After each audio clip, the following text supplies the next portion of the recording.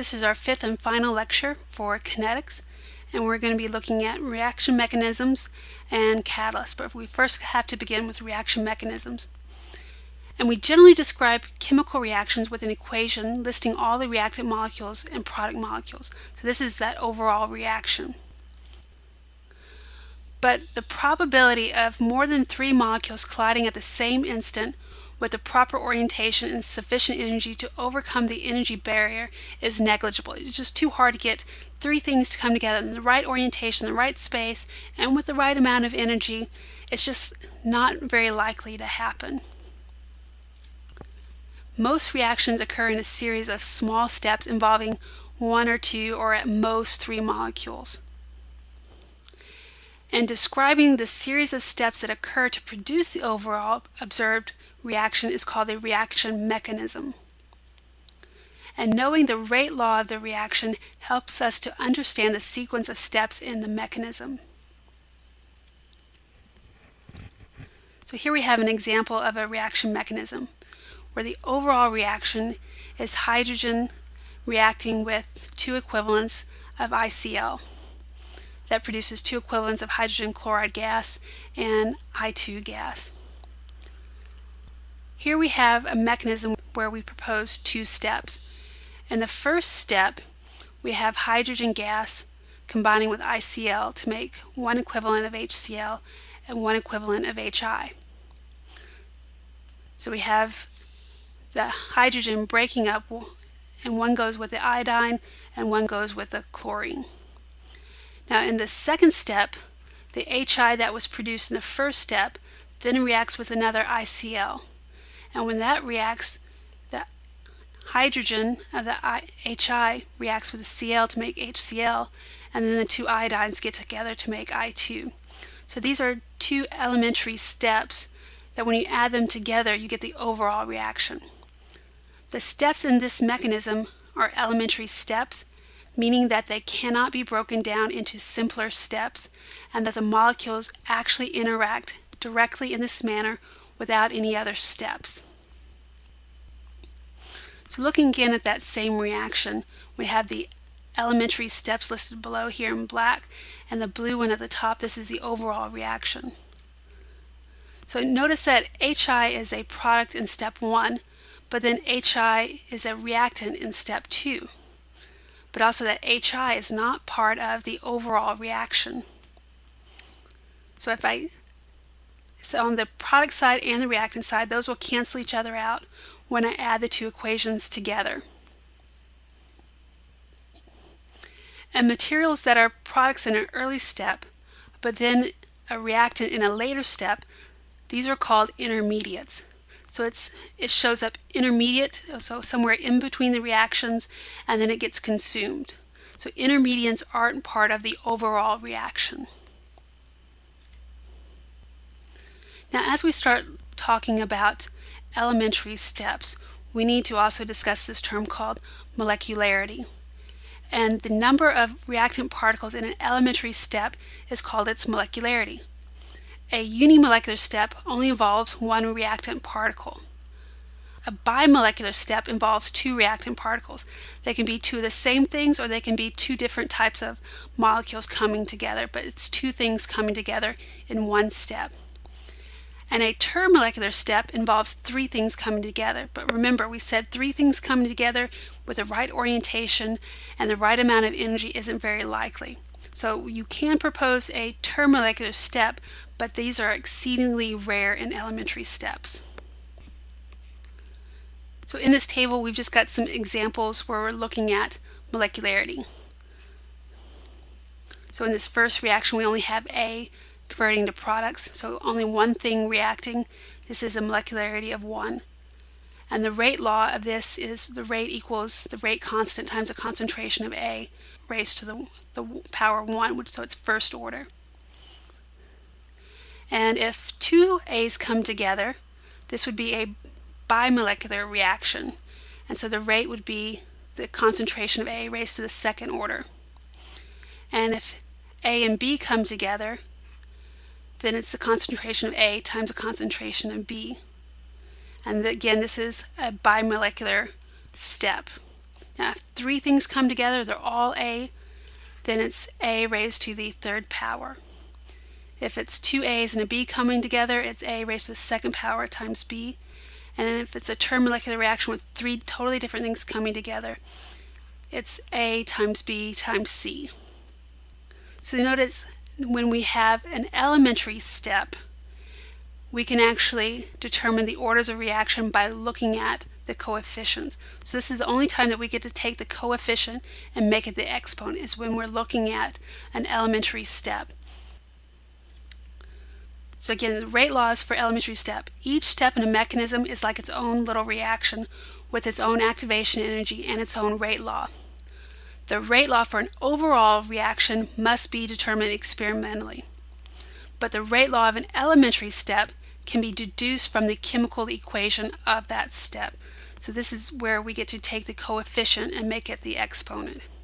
But if we're looking at an overall reaction, we actually have to go into the lab and figure it out. So to illustrate these elementary steps and how we deduce whether or not we've got a valid mechanism, we're looking at this reaction here where the hydrogen reacting with the two ICLs to make 2HCl plus I2. So we proposed this two-step mechanism that we saw in the previous slides. And for the first step in the reaction, the rate for this step, or this elementary step, is the rate constant times the concentration of H2 raised to the first power times the ICl concentration. And the rate constant for the second elementary step is the concentration of HI times the ICl concentration. So based on this mechanism, there are two possibilities for the rate law of the overall reaction. One of them is going to be where the rate law equals K1 times the H2 times the ICl minus. So this would be if we have this first step being the rate limiting step of the reaction. But if this reaction is fast and the second reaction is slower, and 2 turns out to be our rate limiting step, then the overall rate expression is equal to K times H2 times the ICl raised to the second power times the concentration of HCl raised to the minus 1 power. So we're going to need more information. We need to know what the rate determining step is so that we know what the correct rate law expression is for this overall reaction. In most mechanisms, one step occurs slower than the other step. The result is that formation of the product cannot occur any faster than the slowest step, and this determines the rate of the overall reaction. And basically, the rate determining step is the slowest step in the mechanism, and the slowest step has the largest activation energy. The rate law of the rate determining step determines the rate law of the overall reaction. Any reaction before the rate determining step will also be important, but any reaction after the rate determining step will not affect the overall reaction. And I think this analogy may help you understand the rate determining step and how reactions before and after influence it. Let's say you're driving along the highway and then there's an accident and it blocks off a couple of lanes. Well, how fast everybody goes and how fast you can get to your destination will determine how fast you actually merge in here. So the rate determining step is when the cars are merging all together. But once you get past the accident, everything frees up and everybody's free to go as fast as they want to go. But before the accident, things begin to slow down because this is the rate determining step of getting around those cars. So anything that happens after the accident or after the rate determining step doesn't matter because it's going much faster than what it was at the rate determining step. And things that before it also have an effect. So let's say you're coming down the road or you're listening to the radio and you hear that there's an accident on the interstate. Well, rather than getting mixed up into the mess of everything, you may decide, well, I'm just going to stay at home for a little while. Or people that get into the interstate, they may get off and then come back on, because you kind of get this roadblock here as things build up. And so this is why reactions that occur beforehand will also affect the rate determining step. So let's look at this in chemical terms. So this first illustration we're going to look at is a mechanism with a slow initial step. Here we've got NO2 reacting with CO to make NO and CO2. And the observed rate law expression is the rate constant times the NO2 raised to the second power. So our proposed mechanism is two steps where NO2 combines together with another equivalent of NO2 and oxygen is transferred. So one of these molecules gets one oxygen and the other loses one. So the rate expression for this first step is going to be the rate constant times the concentration of NO2 raised to the second power. And we're saying that this is the slow step. So this first reaction is going to be our slow step. And after these two NO2 molecules collide together, then the NO3 that's produced, that intermediate that's not showing up in the overall reaction, reacts with a CO, and it's going to give up one of its oxygens to the CO to make CO2. And this step in the reaction mechanism is very fast. And the rate law expression for this is the rate constant times the concentration of NO3 times the concentration of CO. But because the second reaction is fast and it occurs after the rate determining step, it's not going to affect our overall reaction. So the rate law that's observed is consistent with having an overall rate law expression of K1 times NO2 squared. Now graphically, this is what we can see going on. So this first step, which is our slow step, it has a larger energy of activation. So this is when the two NO2 molecules are coming together. So once the two NO2s come together, you produce the NO3, which is one of our intermediates, and that NO3 then reacts with CO. So this right here represents the energy of activation for that second reaction.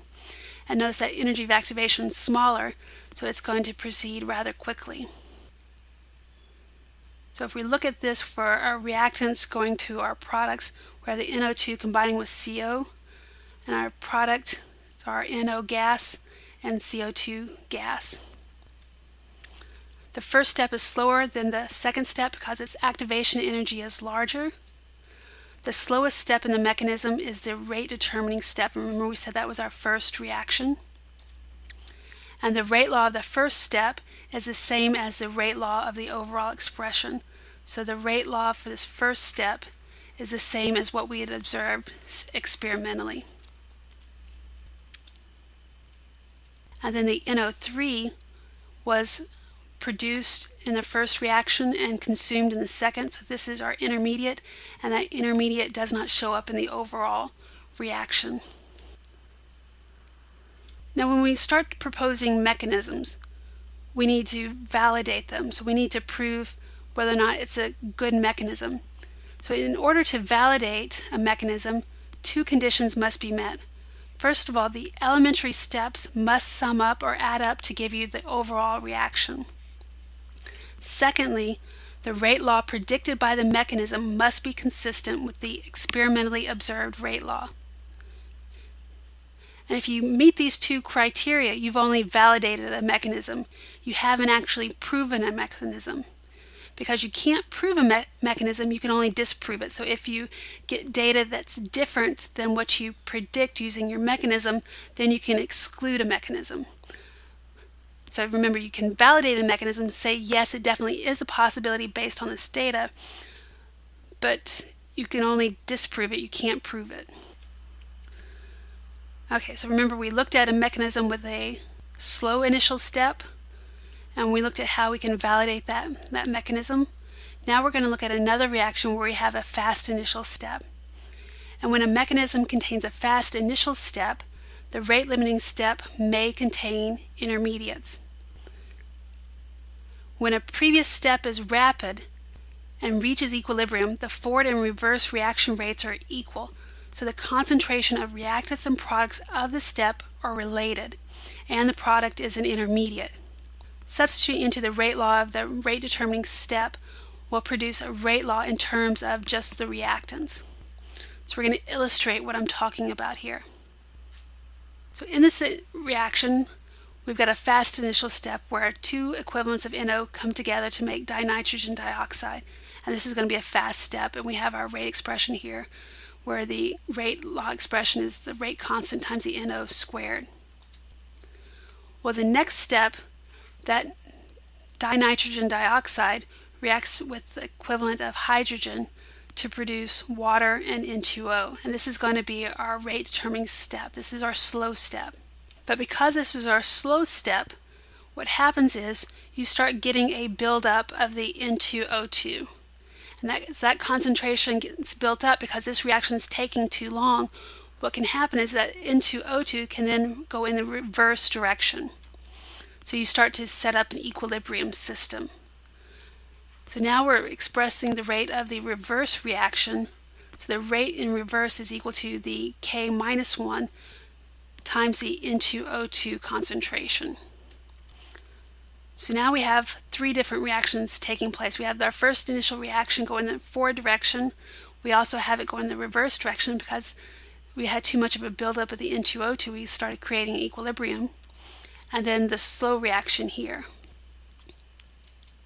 Now after this slow reaction, there's another reaction that takes place where the hydrogen gas reacts with the N2O to make another equivalent of water and nitrogen gas. But remember, this is a fast step after the slow step, so we don't have to worry about this fast step, this last reaction interfering or influencing the overall rate of the reaction. So here I'm starting to sum up the overall reaction, and the N2O2 is a product and a reactant, so remember that's an intermediate, and the N2O is also another intermediate. And my overall reaction is two equivalents of hydrogen react with two equivalents of NO to produce two equivalents of water and one equivalent of nitrogen gas. So this is my overall reaction, and I want to determine the rate law expression for that overall reaction. So how do we get rid of the intermediate in the rate law expression for the rate determining step? So in our rate determining step we have the N2O2. Remember, this isn't a part of our overall reaction, so how do we get rid of that intermediate in our rate law expression? So if we look at equation 1, because of the equilibrium, the rate of the forward reaction equals the rate of the reverse. So if those rates are equal, I can set those rate law expressions equal to each other. So K1 times the NO2 squared equals the K minus 1 times the N2O2 concentration. Now, because I want the concentration of the N2O2, I'm going to solve for this N2O2. So I divided both sides by the K minus 1. So using the rate law expression for the rate determining step, so I took this equation here and just wrote it down here, I can substitute the concentration for the N2O2 in. So I get the expression that looks like this, where the rate equals the K2 times the hydrogen concentration times the K1 divided by the K minus 1 times the NO squared.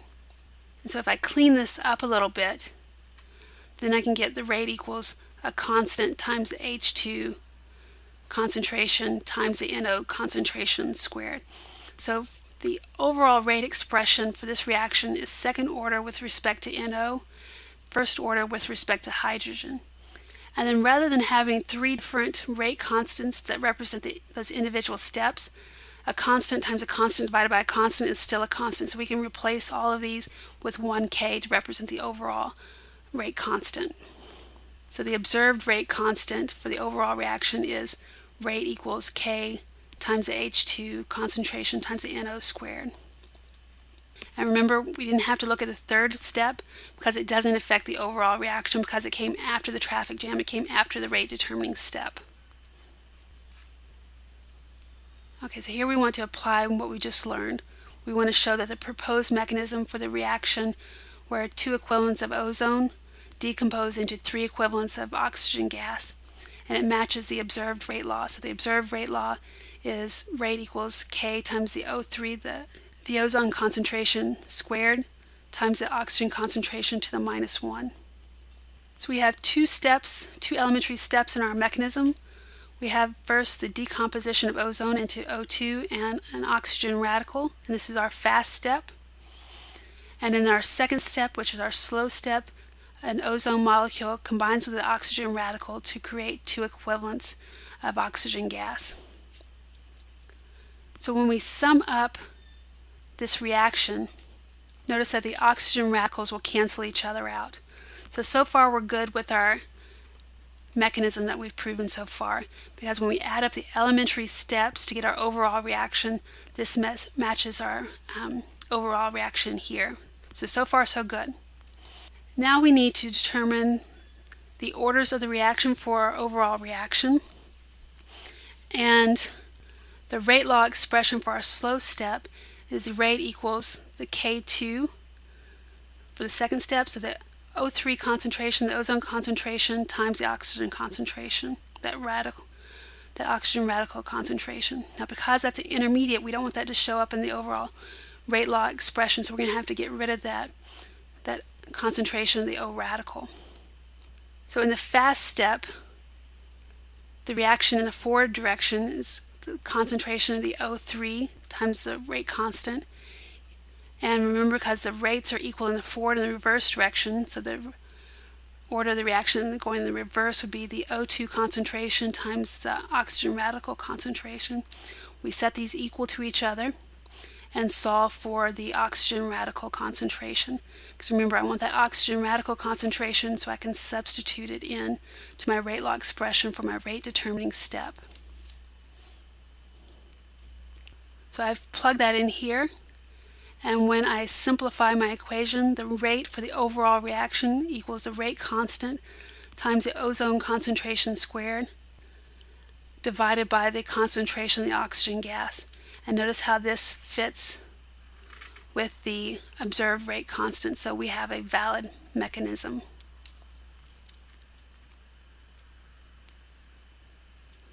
So our last topic to discuss in our kinetics chapter are catalysts. And catalysts, we said, are substances that affect the rate of the reaction without being consumed. So they get in there, do their job, and get back out, and we don't lose them. Catalysts work by providing an alternative mechanism for the reaction. It gives a new pathway that has a lower activation energy. Catalysts are consumed early in the mechanism step and then regenerated in a later step.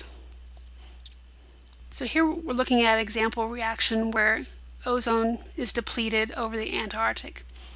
And ozone will naturally decompose because there are oxygen radicals in the air, and the ozone reacts with those oxygen radicals to produce two equivalents of O2. But this is a very, very slow reaction. But if there are hydrofluorocarbons that are released into the atmosphere, those hydrofluorocarbons get broken down to produce chlorine radicals. And those chlorine radicals catalyze the decomposition of the ozone. And the chlorine radical reacts with an ozone molecule to make oxygen gas and a ClO radical. That ClO radical can then react with another oxygen radical to make O2 and generate another chlorine radical. And the problem is, see, that chlorine gas is the same on both sides of the reaction, arrows. So it's a reactant and a product, so it's not consumed. So once that chlorine gets released out of the reaction mechanism, then it's free to start the reaction all over again. And this is what's really dangerous about this catalyst in this situation here, because it causes the ozone, the hole in the ozone layer. And the reason why that's a problem is because, although ozone at the surface of the Earth is dangerous to us, it's actually a pollutant and it causes respiratory distress. High up in the atmosphere, it's actually really good because it actually protects us, because it absorbs high energy ultraviolet light, and it's protecting us from that ultraviolet light from the sun. So if there's a hole in the ozone layer, then you get more of that higher energy light coming in, and that can cause a lot of damage to people and to various life forms. Now, it's the stratospheric clouds up in the atmosphere, these polar stratospheric clouds that contain ice crystals that catalyze the reactions that release the chlorine radicals from atmospheric chemicals. And basically that's why hydrofluorocarbons, which used to be all the rage and used to be used as propellants because they were great and non-reactive, but when they were released into the air, they travel all the way up through the layers of the atmosphere, and they get up there with the polar stratospheric clouds. They decompose to create these chlorine radicals, and then those chlorine radicals would wreak all kinds of havoc as they start to decompose ozone molecules, and which causes the hole in the ozone layer. So the original reaction without those chlorine radicals has a very high energy of activation, so it's a very slow reaction as it decomposes into two equivalents of oxygen. But once you start adding the chlorine radical in there, you produce the intermediate ClO gas. And remember, you have these lower transition states, so you have smaller energies of activation, so the reaction proceeds much faster. So this is an example of a catalyzed reaction. So the mechanism with the catalyst, the chlorine radical reacts with the ozone, and this is a fast step in the reaction, and you actually get a buildup of the ClO, and so you kind of get this equilibrium established. And the slow step, or the rate determining step of this mechanism, is the ClO reacting with another oxygen radical to produce oxygen gas and release the chlorine radical again. But then again, the chlorine radicals are then free to start the mechanism all over again, and this is how it catalyzes that reaction. Now, catalysts can either be homogeneous or heterogeneous, and homogeneous catalysts are in the same phase as the reactant particles. And homogeneous catalysts are often easier to modify and study. For example, when we're looking at the chlorine radicals in the destruction of ozone, that's an example of a homogeneous catalyst. Everything's in the gas phase. But if you've got a catalyst in a different phase than your reaction, so let's say a gas versus a solid, it's easier to separate a heterogeneous catalyst from the particles or from the reaction mixture. And an example of a heterogeneous catalyst would be the catalytic converter on your car. So you've got this ceramic surface with some embedded metals on there, some precious metals like rhodium and iridium, and these catalyze reactions such as converting carbon monoxide into carbon dioxide and NO2 into dinitrogen and water. So you're catalyzing the conversion of some of the incomplete combustion of the gasoline into less toxic gases for the environment. Now, one of the things that industry is trying to do is, because there's a lot of homogeneous catalysts that work really well, and it's easy to modify them, it's easy to study them to make new and better catalysts. But if you can't separate those catalysts very easily, you can end up losing a lot of money. Well, heterogeneous catalysts can be more difficult to modify, but it's really easy to separate them. So getting your catalyst back out is a lot easier if it's in a different phase, because you can use like filtering to get your catalyst back or something easy like that. And so what industry is trying to do is trying to combine what's best about the homogeneous and the heterogeneous. One of the things I worked on as a postdoc is I took a homogeneous catalyst and I was able to tether it or kind of tie it to an electrode. So the electrode's in a solid state, and we put our electrode in solution. And it would kind of have both properties of the homogeneous phase catalyst and the heterogeneous catalyst. And the idea was to use the homogeneous catalysts, which were often more effective at the reaction, but have the ease of separation of the heterogeneous. But of course, after a couple of years of working and getting it onto the electrode surface, we found out that it kind of killed the reaction. So it was something we kind of continued to work on. But that's something that a lot of different groups or research groups out there are working on, trying to optimize the benefits of the homogeneous catalyst and the heterogeneous catalyst. Here we have another example of a heterogeneous reaction. In this case, we've got ethene, and it's being hydrogenated. So we're combining hydrogen and we're adding it across the carbon-carbon double bond. So we're breaking that double bond and making a single bond.